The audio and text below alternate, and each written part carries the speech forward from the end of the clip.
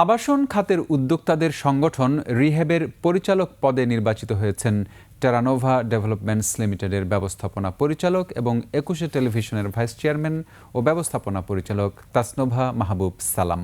নবনির্বাচিত পরিচালক তাসনোভা মাহবুব সালাম বলেছেন, সবাইকে সাথে নিয়েই আবাসন খাতের উন্নয়নে কাজ করবেন তিনি। অনুপ পিয়ালের রিপোর্ট।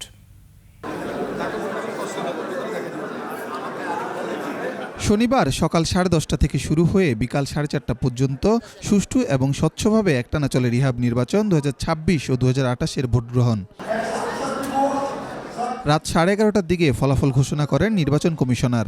তাসনোভা মাহবুব সালাম 274 ভোট, 11তম স্থান দখল।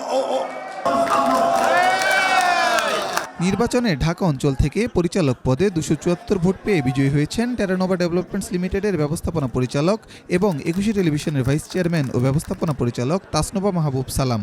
It's really wonderful. This is the first time though I'm participating, but alhamdulillah সবাই আমাকে সমর্থন করেছে এবং সবাই আমাকে বিশ্বাস করে ভোট দিয়েছে। এটা একটা বিশাল ব্লেসিং আমার জন্য। সংশ্লিষ্ট সবাইকে নিয়ে আবাসন খাতকে এগিয়ে নেওয়ার কথা বলেন তিনি। আমি যা প্রতিশ্রুতি দিয়েছি ইনশাআল্লাহ কাজ করব, রিহ্যাবের জন্য সবাই মিলে কাজ করব, এটা আমার তাদের খাতে প্রতিশ্রুতি দেওয়া আছে, ইনশাআল্লাহ আমি করব। আবাসন খাতের সংকট সমাধান করবে নতুন পরিচালনা পর্ষদ, এই আশাবাদ ব্যক্ত করেন 21 টেলিভিশনের চেয়ারম্যান ও সিইও আব্দুস সালাম। ভালোভাবে ইলেকশন হয়েছে, স্বচ্ছভাবে। সো এখন নতুন কমিটি গঠিত হলো। আমি আশা করি এই নতুন কমিটি এবং নতুন পরিষদ ভালো রিয়েল এস্টেট সেক্টরে যে সকল প্রবলেমগুলো আছে সেগুলো সলভ করবে।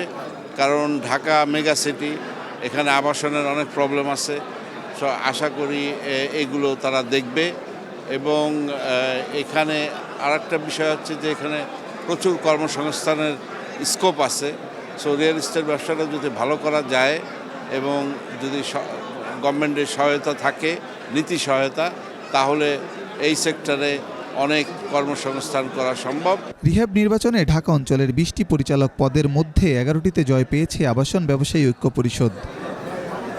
অনুপ পিয়াল, 21 টেলিভিশন, ঢাকা।